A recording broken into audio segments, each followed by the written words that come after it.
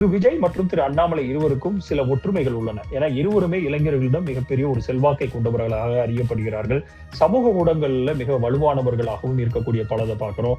இது ஒண்ணு என்னன்னா, திரு விஜய்க்கு 1.7 மில்லியன் இன்ஸ்டாகிராம் ஃபாலோவர்கள் இருக்கக்கூடிய சூழ்நிலையில திரு அண்ணாமலை அவர்களுக்கு 2.1 மில்லியன் ஃபாலோவர்கள் இன்ஸ்டாகிராம்ல இருக்கிறார்கள். இந்த இன்ஸ்டாகிராம் தான் திரு அண்ணாமலையை காட்டிலும் திரு விஜய்க்கு மிகப்பெரிய ஒரு உந்து சக்தியாக இருந்தது. அவர்களுடைய தேர்தல் வெற்றிக்கே விஜய் அவர்களுடைய தேர்தல் வெற்றிக்கு இன்ஸ்டாகிராம் பல விதத்துல கை கொடுத்தது அப்படின்னு பார்த்தோம். ஆனால் இந்த இடத்துலதான் திரு விஜயும் அண்ணாமலையினுடைய இன்ஸ்டாகிராம் பக்கங்கள் எவ்வளவு வித்தியாசப்படுகிறது அப்படின்னு பார்த்தோம்னா, திரு அண்ணாமலை அவர்களுக்கு இயற்கையாகவே அவர் ரூட் மாஃபியா போன்று பல்வேறு கட்டங்கள்ல அவர் அந்த ஒரு இயற்கையாக சேர்க்க முடியாத கூட்டத்தை வைத்திருக்கிறாருன்னு பார்த்தோம்னா, 2.1 மில்லியன் ஃபாலோவர்ஸும் திரு அண்ணாமலைக்கு இருப்பவர்கள் ஆர்கானிக்காக சேர்ந்திருக்கக்கூடிய வாய்ப்புகள் தான் அதிகமாக இருக்கிறது.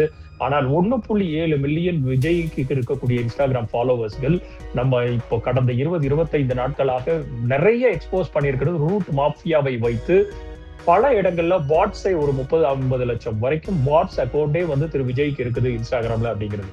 அப்போ இந்த விஷயத்துல அண்ணாமலை உள்ளுக்கு என்ட்ரான அடுத்த செகண்டே விஜய் அவர்களை விட ஒரு படி முன்னே செல்கிறார் அப்படிங்கிறது தான் இந்த இடத்துல நம்ம இந்த சமூக ஊடகங்கள்ல வலுவானவர்கள் யார் அப்படிங்கிற அந்த பார்வையை நோக்கி திரு அண்ணாமலை ஒரு படி முன்னே செல்கிறார்.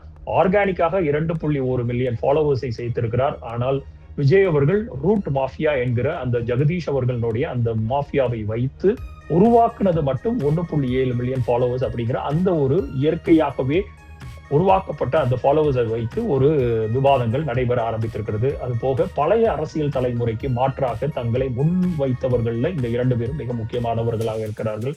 நேரடியாக மக்களிடம் பேசும் பாணி கொண்டவர்கள் திரு அண்ணாமலையை பொறுத்தளவுக்கு அதில் சற்றே பின்தங்கியுள்ளார் திரு விஜய் அவர்கள் அப்படிங்கிறதும் இங்க பார்க்கணும். அப்போ இதனால ஒரே வாக்கு வங்கியாக போட்டியிட வேண்டிய நிலை உருவாகக்கூடிய வாய்ப்பும் இருக்குது. ஆனால் விஜய்க்கு இருக்கும் பெரிய பலம் என்னன்னா, திரு விஜய் அவர்கள் தற்போது ஒரு எதிர்கட்சி தலைவர் அல்ல, அவர் ஒரு முதலமைச்சர்.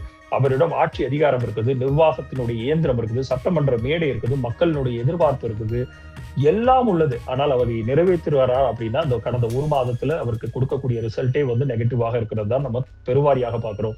மேலும் 2026 தேர்தலில் தாவேகா தமிழக அரசியல்ல மிகப்பெரிய ஒரு எழுச்சியை உருவாக்கி ஆட்சியை கைப்பற்றியதான் பாத்தீங்கன்னா ஓரளவுக்கு ஒரு மேண்டேட்டை பெற்றிருந்தார்கள். ஆனால் தனிப்பெரும் கட்சியாக உருவாகக்கூடிய வாய்ப்புகளை கொடுக்கவில்லைங்கிறதா நிதர்சனமான உண்மை. இந்த ரீல்ஸினுடைய முழு வீடியோ த லீடர்ஸ் தமிழ் யூடியூப் சேனலில் கண்டுகளியுங்கள்.